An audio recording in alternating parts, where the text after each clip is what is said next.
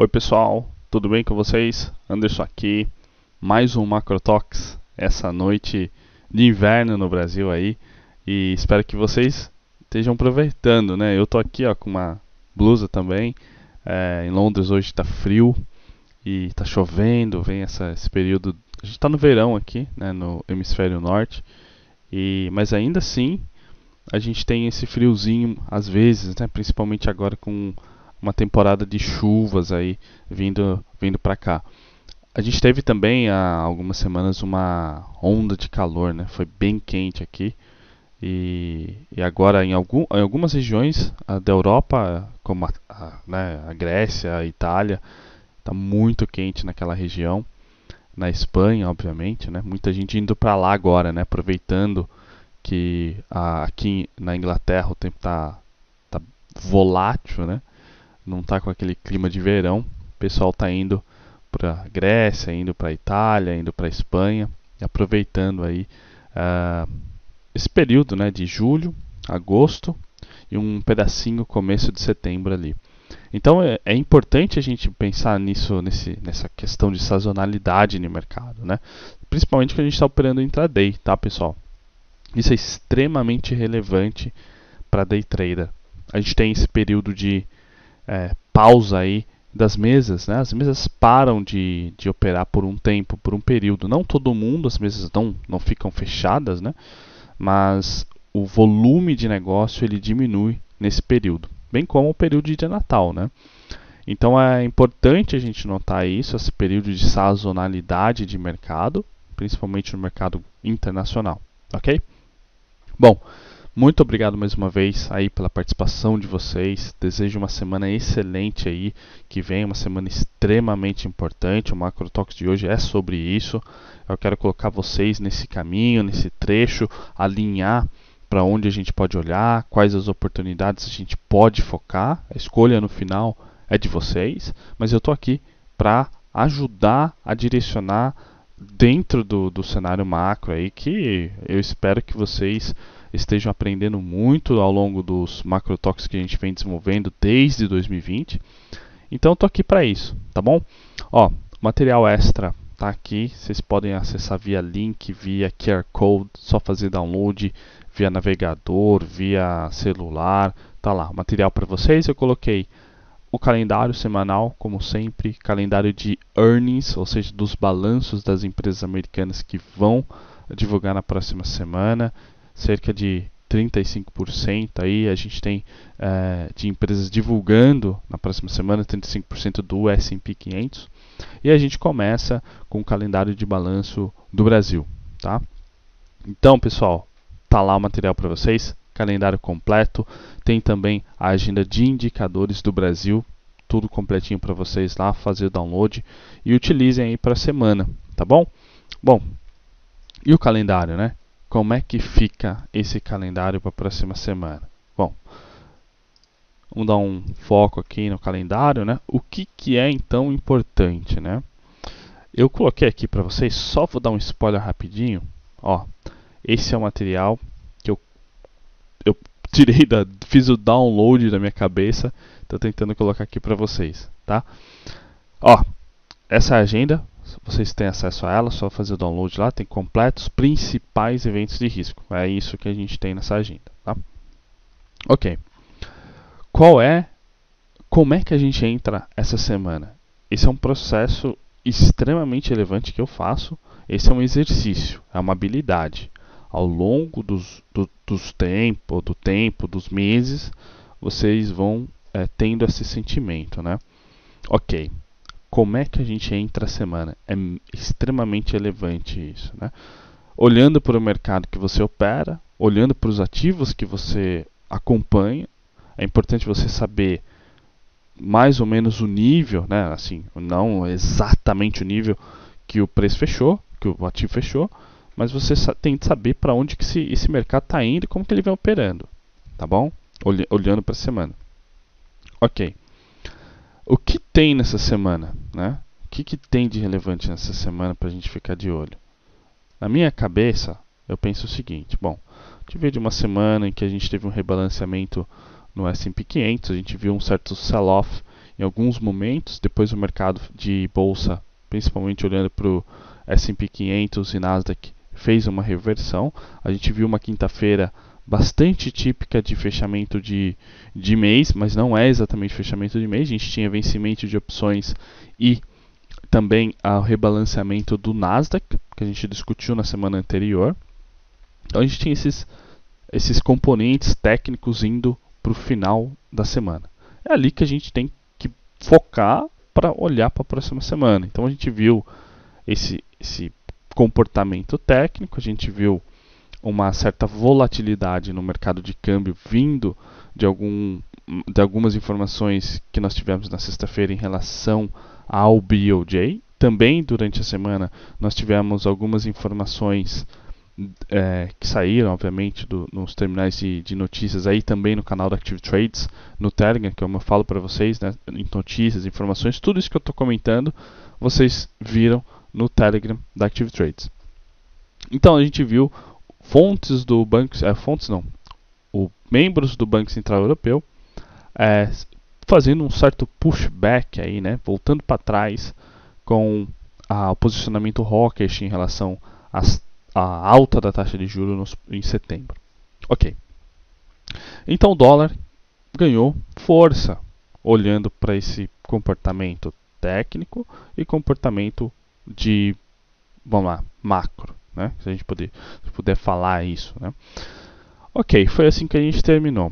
O que mais a gente viu que pode vir a ser evento? Bom, a gente viu essa questão crescente durante a semana inteira da Rússia, Ucrânia, com a questão do corredor de importação, de navegação ali na Rússia, na Ucrânia, né, naquele corredor do Mar Negro.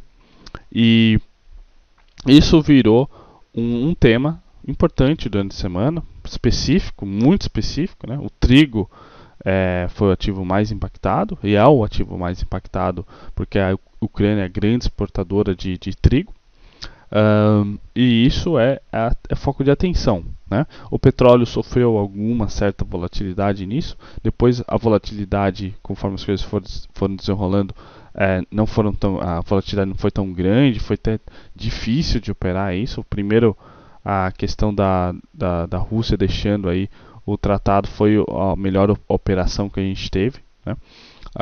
E depois foi realmente bem misto assim. Ok, isso é o tema geopolítico, tá? E aí, olhando para esse cenário, a pergunta é: esse movimento do Mar Negro pode escalar?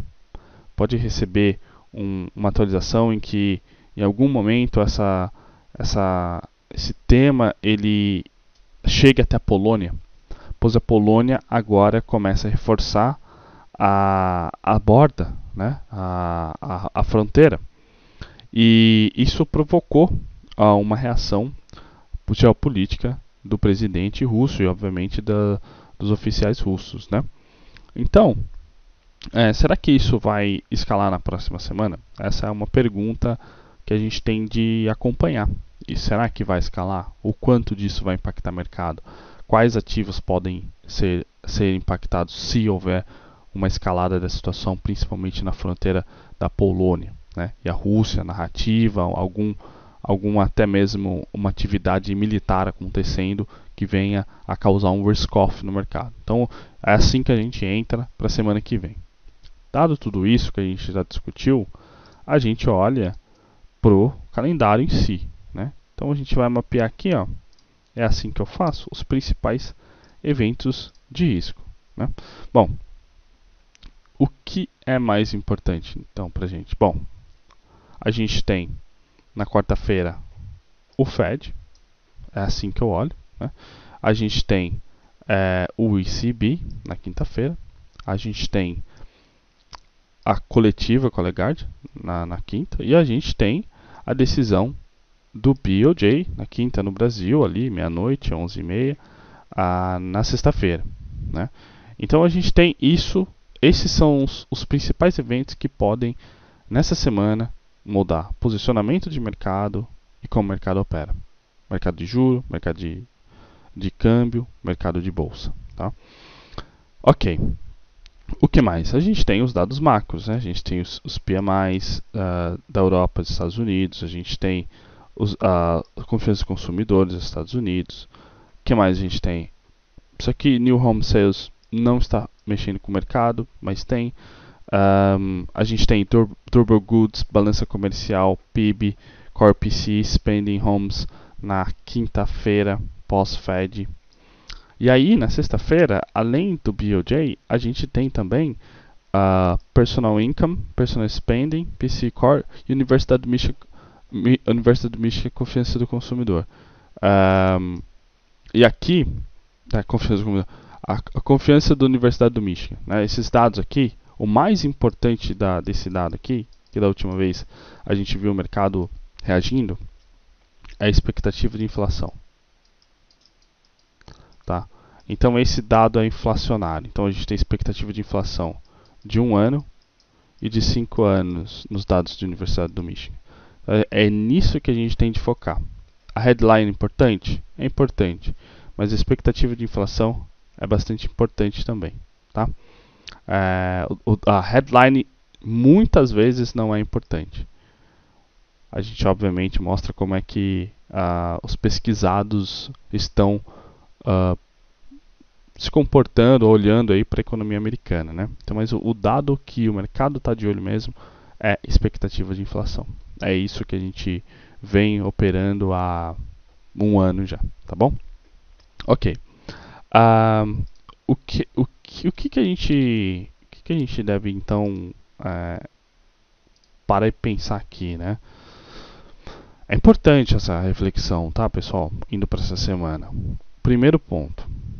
O mercado vai se posicionar para o Fed e para o ECB, principalmente, e depois para o BOJ. O BOJ, a gente viu algumas informações e daqui a pouco eu vou comentar com vocês.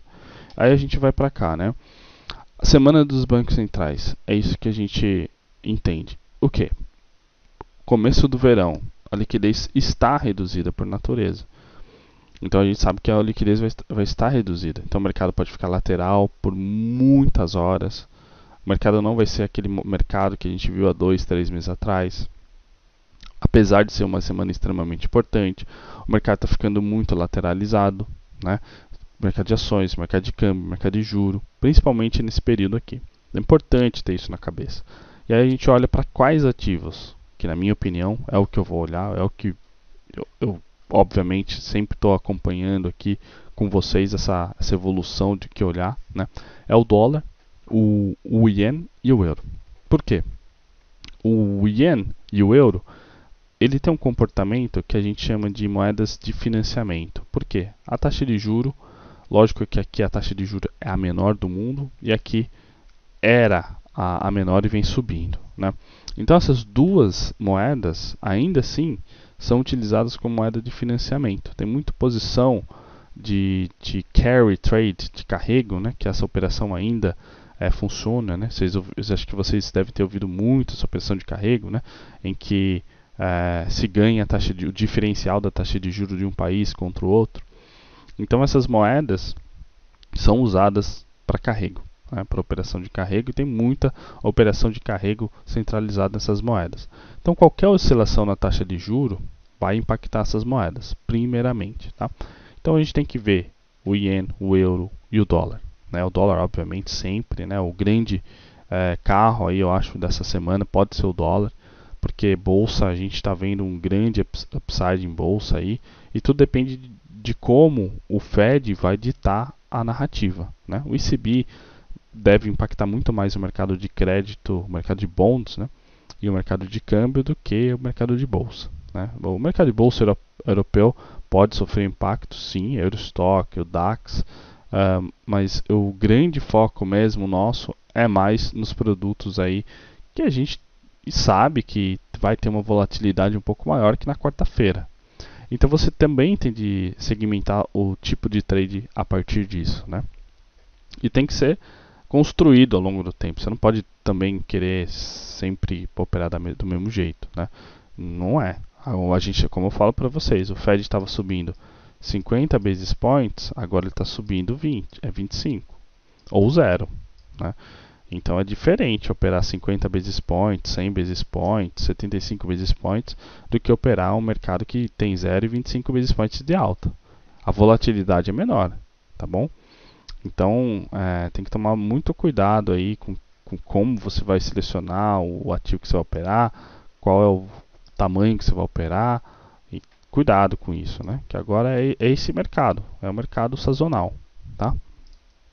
Então a gente tem esses ativos que eu diria que são extremamente importantes. Eu vou discutir mais um pouquinho sobre alguns outros ativos ali também. O Fed na quarta, o ECB na quinta, o BOJ na sexta. Agenda de earnings completinha, coloquei para vocês lá no material extra, completa para vocês lá no PDF, né? E aí a gente tem o earnings, também importantíssimo, agenda de balanço nessa semana, a gente vai comentar já já. Agenda de earnings no Brasil, fechamento do mês e balanceamento do Nasdaq na segunda-feira. Tudo isso aqui, junto com aquele calendário que eu comentei com vocês, vai definir como esse mercado vai se comportar. Por que eu estou falando isso? Pessoal, esse mercado ele tem participante do mundo inteiro. Esse mercado ele não é feito de pessoa física apenas. Pessoa física é um pedacinho do participante desse mercado. Bancos, empresas, fundos, especuladores profissionais, que a gente pode chamar de asset, hedge funds, mesas proprietárias do mundo inteiro, operam essa sazonalidade. Significa que todo mundo vai fazer dinheiro? Não estou falando isso. Estou dizendo que existe essa sazonalidade. Como nós, traders individuais, a gente pode olhar para o que acontece e buscar operar essa volatilidade que a gente vê nesse período. Ponto final. A gente não está aqui discutindo em como bater institucional, não está discutindo em como ganhar mais, não está discutindo em como acertar mais. A gente só quer estar preparado da melhor forma possível para uma semana extremamente importante como é a semana que vem. Esse é o nosso objetivo. E operar dentro do que a gente conhece. Todo o resto é ruído. Se você não opera com o que você tem de experiência, com o que você vai aprendendo ao longo do tempo, você não consegue se desenvolver. Você não sabe onde está a sua fraqueza como um trader especulador. E aqui não é um segredo, não é uma receitinha de bolo, é uma abordagem. Isso aqui eu venho fazendo há muitos anos já, e a gente faz o MacroTalks forma aberta, há 3 anos a gente vem fazendo isso. A gente vem evoluindo. Isso aqui não nasceu pronto, é uma evolução. Vocês podem pegar o MacroTalks do ano passado e comparar com julho do ano passado com agora, vai ser outra coisa que a gente estava discutindo no ano passado. Exige essa adaptação. E é assim que a gente tem que tomar, tá bom? Ó, a agenda de balanços do Brasil começa. O mercado brasileiro, principalmente aqueles que operam ações, operam o Ibovespa, tá? Que começa na semana que vem a atividade de balanço. Obviamente as blue chips devem impactar o índice muito mais, né? Os comentários em torno da divulgação do balanço dessas empresas, a gente chama isso de earnings, né? Em inglês, e tá lá para vocês. Comece a acompanhar isso. Não vai ser agora que vocês vão falar, nossa, agora eu estou pronto. Não.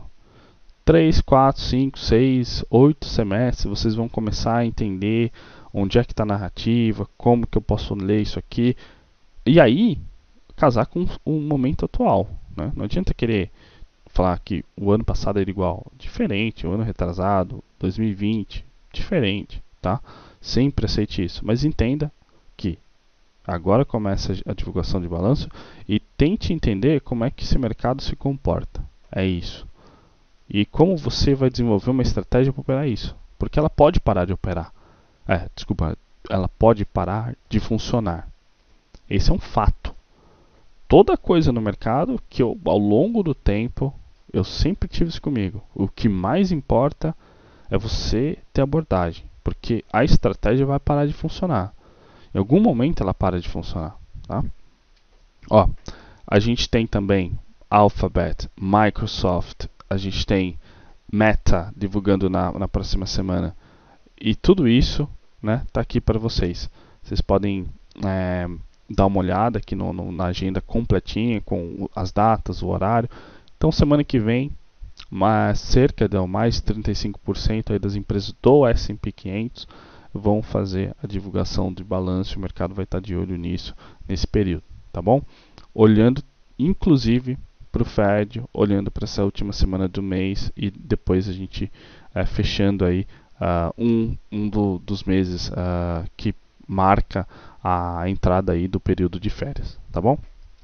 Ó, como é que, só para resumir, como é que os balanços das empresas americanas estão sendo lidos, né?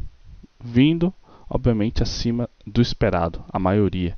Está aqui para vocês um resumo, não vou entrar em detalhes em todos eles. Isso significa que realmente a economia americana está muito bem, está bem aquecida e as empresas estão sólidas vindo acima do que o mercado, né, os analistas de mercado estão esperando em termos de price per share, earnings per share e obviamente revenue. Então tudo isso vai ser tema na próxima semana para o mercado americano e começa no Brasil também, tá? Agora, a pergunta é, como é que a gente faz dinheiro em cima disso? É muito difícil. É muito difícil ser específico aqui. Como é que a gente vai operar isso aqui? Operar single names. Se você tem acesso, por exemplo, na Active Trade, você consegue operar CFDs de ações. Mas isso, de novo, é um processo que você vai levar um tempo para aprender a operar. Aí a pergunta que vai vir para você é: vale a pena operar single stock quando o balanço é divulgado? É uma pergunta. Eu honestamente nunca opero single stock nesse sentido. A volatilidade é grande, mas eu conheço gente que opera sim. Tem estratégias que envolvem opções, tem estratégias que envolvem o intraday, inclusive, antes e pós-evento, mas isso é muito específico, tá? É muito específico e exige bastante preparo e o risco é muito alto, né, para operar esse tipo de, vamos colocar assim, dado, né? Sendo também os traders que eu conheço operam muito pouco lote, a volatilidade é muito em duas direções aí, porque tem dois interesses, né? Aqueles que já se posicionaram, aqueles que vão se posicionar, então é bastante complexo. Mas não significa que isso aqui não vá afetar o índice de referência, né? S&P 500 e o Nasdaq. Pode ser, se vier abaixo ou acima, que a gente veja alguma volatilidade pontual, dependendo do peso daquele nome no índice de referência. Eu diria que dessa forma aqui você consegue, né, aprender a ler esse período e entender quando a gente tem grandes oportunidades a partir de antes e quando não, tá bom? Ó, olhando para o Fed agora, né, que é acho que o tema mais importante aí da próxima semana. Eu vou ser bem rapidinho aqui com vocês para a gente ser mais eficiente com o Fed e o BOJ também, e a gente encerra hoje, tá bom? Ok, pessoal, então você vai falar assim: Anderson, o Fed, lembra lá que, deixa eu pegar aqui para vocês rapidinho, vocês vão falar assim: Anderson, deixa eu pegar aqui o gráfico, né? Vocês vão falar assim: Anderson, ok, o que eu vou olhar? Primeiro, antes de tudo, o que eu devo olhar, né? Bom, como eu já falei para vocês, recomendo olhar o dólar. Recomendo não, né? Eu vou olhar o dólar. Eu não estou recomendando vocês aqui a fazer nada, né? Lembrando disso, tá, pessoal? Vocês devem criar o playbook de vocês, tá? Eu posso estar falando aqui do dólar, do euro, mas vocês operam outra coisa. Então, se adaptem, né? Então eu chamo o euro, o yen e a Treasury de 5 anos e também o S&P 500, Nasdaq como proxy. O ativo que você vai operar, aí é questão de escolha, né? Então, eu vou colocar o S&P 500 aqui e o Nasdaq aqui também, tá? Mas isso aqui não significa que você tem de operar. Você tem o Ibovespa, você tem o dólar futuro no Brasil, você tem acesso a isso. Inclusive a Active Trades oferece esse leque inteiro de produtos, né? Mas você tem que ter muita clareza nesse proxy. Porque a gente, mas eu posso operar o ouro? Pode operar o ouro também. Aqui a gente vai colocar o ouro à vista. Você pode operar o ouro. Esse é vamos colocar assim, um basket do Fed muito legal. Lembrando que o ouro tem a ver com taxa de juros, tem a ver com dólar. E aí você olha o Nasdaq, tem a ver com taxa de juros, tem a ver com dólar, tem a ver com expectativa futura aí de financiamento, que envolve a taxa de juros, né? Então a taxa de juros de 5 anos, aí você pode olhar também a taxa de juros de 2 anos, você pode olhar a taxa de juros de 10 anos, 7 anos. Isso é questão de escolha. Agora, se você aumentar muito, você não consegue operar. Se você colocar 10, 5 produtos na tela, fica complicado. Assim, eu digo, onde você vai operar? Ao lado, nas outras telas, onde você quiser colocar, tudo bem. Mas operar mesmo, você tem que definir. Você não vai conseguir operar 5 ativos ao mesmo tempo, né? A não ser que você tenha uma macro aí, mas o seu risco é extremamente alto, porque você está indo em ativos correlacionados, operando direcional. Mas isso eu não vou entrar em detalhes agora com vocês sobre isso, discutir isso com vocês. Então vamos lá, onde é que a gente vai focar? Bom, eu vou focar vamos lá, na basket de dólar que eu tenho. Então você tem o JPI, o euro, a Treasury de 5 anos e o ouro. O que você vai operar? Você vai operar o yen e o ouro? É isso que você vai operar? Se for isso, o que você espera que aconteça com o euro e o que você espera que aconteça com o Treasury de 5 anos? Aí se você quiser ter, você pode até cortar um de dólar aqui. Se você vai operar, por exemplo, o yen, você usa o Treasury de 5 anos, o S&P 500 como um proxy também, e o ouro como para você operar. Então, se você fala, eu vou operar o yen e o ouro. Então, você fica de olho na correlação com taxa de juro e com S&P 500. Aí você fala assim, eu quero ter um pouco mais de sensibilidade que o mercado está fazendo no curto prazo. Traz a Treasury de 2 anos, né? Você pode olhar isso. Aí você fala, beleza, então eu tenho 5 anos, 2 anos S&P 500 que é bolsa, eu vou operar o JPI e vou operar o ouro, né? Ou eu nem quero operar o ouro, eu quero só operar o câmbio. Então tá aqui, você pode colocar o dólar versus o euro, né? O euro versus o dólar versus o yen. Então você pode ter isso assim, simplificado. Lógico que você vai poder ter tudo isso nas outras telas, na sua visão inteira aqui, ou na sua visão lateral ali. Mas não deixa tudo no mesmo lugar, né? Porque você vai ter que focar no que você vai operar, tá? Bom, de repente você não precisa dos 5 anos, você quer o de 2 anos, né? É questão de escolha, de decidir. Não tem melhor, pessoal. Eu poderia colocar 300 coisas aqui, mas não faz sentido. Você tem que fazer essa combinação. Essa combinação só vem dependendo do seu estilo operacional. Não adianta eu querer chegar aqui para vocês e falar, não, olha, o S&P 500 e o ouro que vai dar tudo certo, que você vai conseguir operar bem. Não, não é assim. Você vai ter que você mesmo fazer essa combinação e escolher o que você vai operar. Você que vai fazer isso. E operar isso vai depender muito de como o Fed vai levar essa decisão, né? Primeira pergunta, consenso é o quê? O que o mercado espera? Uma alta de 25. O Fed vai subir 25? Essa é a pergunta. O Fed vai subir 25 ou vai manter? Onde é que está o trade, então? Deixa eu colocar aqui para vocês, né? Meu jeito, estilo ótimo de escrever, né? Então tá aqui o outro trade, né? Então o mercado está dividido entre esses dois aqui, ó, 0% e 25 basis points. E aí tem um outro cenário, né? Dependendo disso aqui, da variável daqui. Como é que fica a reunião de setembro? Né? Essa é a pergunta. Como é que fica a reunião de setembro? O Fed vai sinalizar uma possível alta? Ou ele vai sinalizar que vai manter?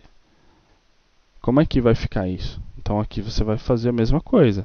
Se aqui é uma alta e aqui manter. Qual é o trade que sai dessas duas operações aqui? Né? Você vai ter que trabalhar com essas combinações não estou falando operar exatamente o evento ali, o pós-evento. Porque se for uma decisão que no final das contas ela vai ser dita, né, ou precificada pelo mercado como hawkish, dovish ou neutra, é você que vai fazer essa combinação mental ok. Como é que você vai operar o pós-evento, pode ser, ou durante, depois da divulgação da decisão, durante o Q&A do Powell, e como que isso vai acontecer, né? E obviamente até mesmo depois da reunião, né? Nos outros dias, como é que isso vai impactar o dólar, como é que isso vai impactar o euro, como é que isso vai impactar o iene, como é que isso vai impactar as taxas de juros, né? Como eu já falei para vocês, não há grande expectativa de impacto aqui, a não ser que o Fed tome um posicionamento muito mais hawkish do que o esperado. Então, qual é o comportamento hawkish que o mercado pode tomar? O Fed subindo 25 bips aqui e falando que tem mais 25 para vir, e também talvez sinalizando que na próxima reunião em outubro possa ter mais uma outra taxa, uma alta da taxa de juro. Não estou falando que vai acontecer, o Powell pode fazer essa referência, né? E aí, indo para a reunião, é importante entender que a gente não vai ter divulgação das projeções e nem do gráfico de pontos. Então, a decisão vai girar em torno da declaração, que é divulgada no primeiro momento, e depois no Q&A, na perguntas e respostas, e na abertura, no texto de abertura do Powell. Tá? Então, aí aqueles vão falar, mas o que esse maluco está falando? Hawkish, dovish, neutro. Pessoal, hawkish é indicação de que há mais taxas de juro, a taxa de juro pode subir mais no fundo, no final. E essa taxa de juro, que a gente chama de taxa terminal, é o que vai definir como o mercado vai se comportar, né? Então tá aqui, o Fed pode subir 25 bips ou pode manter. A consenso é 25 bips, ok? E hawkish, o Fed sobe 25 e indica mais 25 para setembro. Mais hawkish do que isso, o Fed indica que pode ter mais outras altas. A taxa terminal terá de ser mais elevada. Dovish, o Fed mantém. E neutra, é o mercado, o Fed só sobe 25 e não indica nada no primeiro momento, né? E aí fica, se for neutra, fica muito na questão de como o Powell vai tocar essa coletiva de imprensa. O Powell também pode ser neutro, não entregar nada, deixar muito aberto de acordo com a declaração e não entregar nenhum outro guia para o mercado, tá? Então tá aqui, é assim que vocês têm de se preparar para esse evento. Obviamente vocês têm de olhar a declaração, entender o que o Powell está falando, e vocês podem olhar a reunião anterior para entender como é que é a linguagem do Fed. É um trabalho, pessoal, é um skill, é uma habilidade. Se vocês querem desenvolver uma habilidade que leva tempo e que você nunca vai dominar ela, é isso aqui, tá? Leva tempo e, de novo, o membro participante de mesa de mercado, né, seja um broker, seja um trader, buy side, sell side, ele tem de fazer isso, né? Não exatamente dessa forma, mas ele tem de estar preparado de acordo com o risco que ele tem na mão lá e as operações do cliente que eles vão lidar. E isso obviamente impacta o mercado, tá bom? Bom, pessoal, só reforçando aqui a agenda, né? Julho é a decisão que a gente tem, aí setembro é a decisão importante, outubro aqui a decisão que a gente tem, que também é relevante depois dessa decisão de setembro, e obviamente dezembro, né? Então qual é a mais importante aqui? Essa de julho é importante para definir como que o Fed vai apontar para cá. Setembro a gente tem a decisão que traz os gráficos de pontos, né? Esse asterisco aqui indica isso, e aqui em dezembro também. Tá? Então, dezembro é a última decisão aí do ano com um gráfico de pontos. Novembro, outubro a gente não tem isso, tá? A gente tem o mercado, então, depois de setembro, olhando a mensagem do Fed para cá e para cá, né? Que vai definir aquilo que eu comentei com vocês, a taxa de juro terminal. Ela vai ser 5,75 ou vai ser 6%? Esse é o debate agora, né? O impacto está sendo bastante pequeno, porque a curva de juro americana está bastante invertida, né? ela não está inclinada. Ou seja, não existe grandes riscos inflacionários para o ano que vem, por exemplo. O mercado considera que essa subida de juros nesse ano possa impactar a economia no ano que vem. E isso faz com que a inflação já vem caindo de forma bastante leve, né? Mas vem caindo. E isso é um ponto a se esperar, a se olhar, né? Para os próximos meses aí, agosto, setembro, outubro, né? Para onde essa inflação está indo? A gente viu um miss da inflação aqui, né? Ou seja, a inflação vindo abaixo do esperado aqui na Inglaterra, ou a Libra sofreu bastante aí com essa leitura de inflação. Por quê? Porque o BOE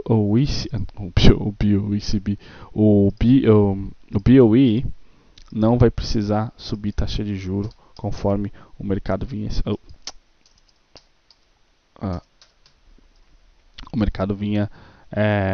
obviamente precificando na curva de juro.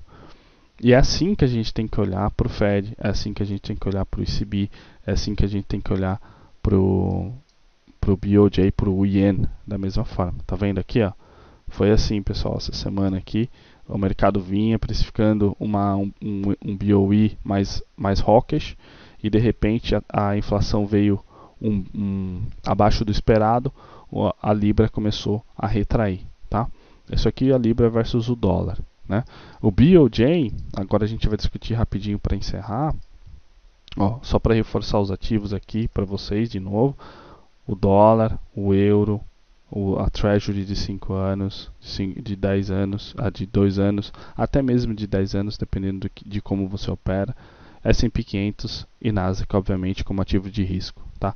O principal aqui vai ser esse para ditar como é que o mercado vai precificar, obviamente, o dólar, né? Sua taxa de juro. Se for uma decisão dovish, o que você espera? Um dólar mais fraco. E obviamente um ien mais forte, um euro mais forte, um ouro mais forte, uma taxa de juro mais baixa, um S&P 500 mais forte. Uma decisão hawkish, você espera um dólar mais forte, um ien mais fraco, um euro mais fraco, até a libra mais fraca, e o ouro mais fraco, Treasury mais forte, 2 anos, 5 anos, ou seja, subindo, né? S&P 500 possivelmente fazendo alguma retração aí junto com o Nasdaq, tá bom?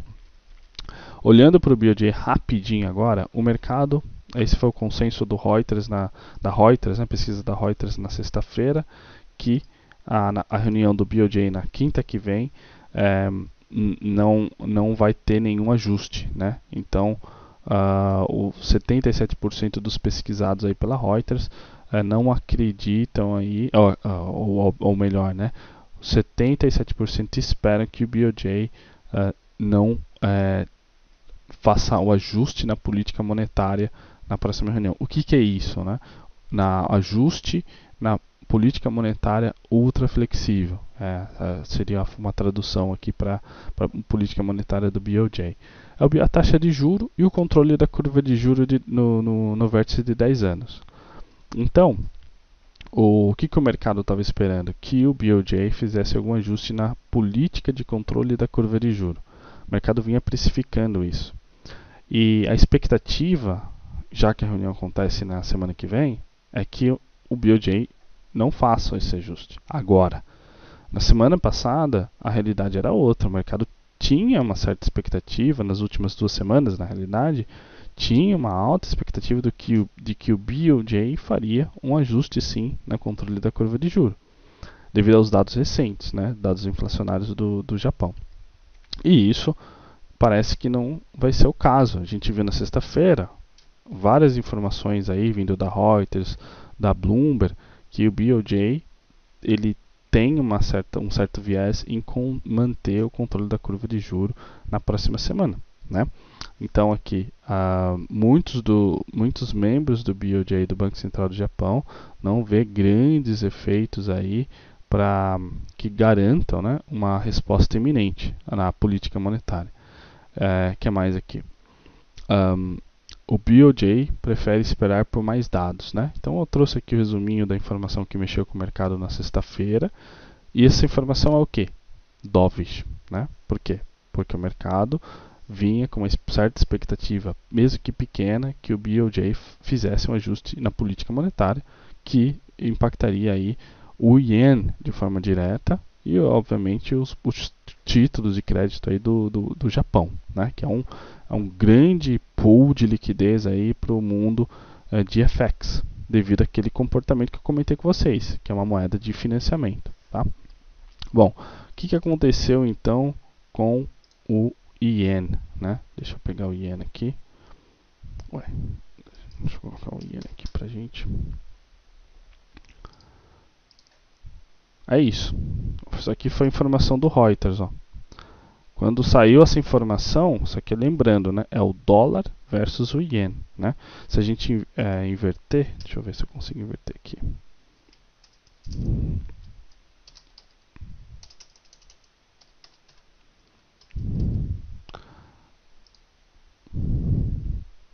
Se a gente inverter esse gráfico aqui, vai ser o iene caindo, tá vendo? Como que o iene vinha operando? É o iene, né? Como é que o iene vinha operando? Isso aqui, o iene vinha operando em alta, né? Ó, nesse período aqui, o dólar fraco, né? Iene em alta, aí bateu nesse nível que obviamente a gente não opera o iene versus o dólar, a gente opera o dólar versus o iene, né? Essa é a cotação correta, né? Então é assim que a gente via esse mercado, né? Com o iene um dólar mais fraco, o iene ganhando força. Depois a gente viu esse pullback aqui no dólar também, né? No dólar nível global, o dólar fez um pullback também versus o iene.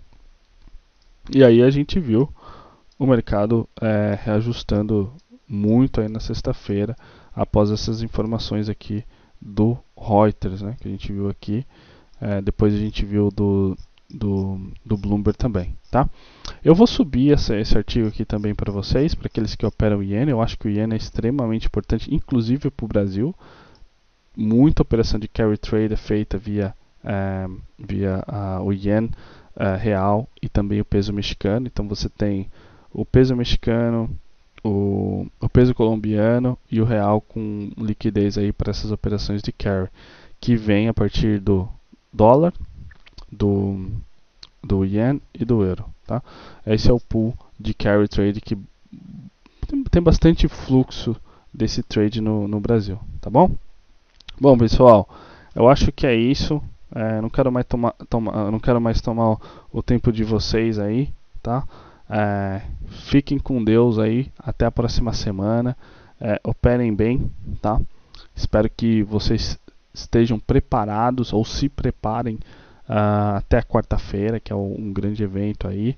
E, obviamente, lembre disso, o mercado vai se posicionar antes e depois desse evento, tá bom? Pessoal, forte abraço para vocês aí, aproveite o fim de semana com a família e descanse um pouco. A gente está no metade do ano aí, tem bastante coisa para acontecer depois também. É uma semana importante, mas não é essa semana que vai mudar a sua vida, tá? Nesse mercado. Então eu queria deixar essa mensagem para vocês. Apesar de ser importante semana, não é uma semana que vai te mudar de patamar, tá? É importante você manter esse processo por anos. Não é uma semana que vai definir quem você é nesse mercado, tá bom? Forte abraço para vocês aí e até a semana que vem, tá bom? Tchau, tchau, pessoal.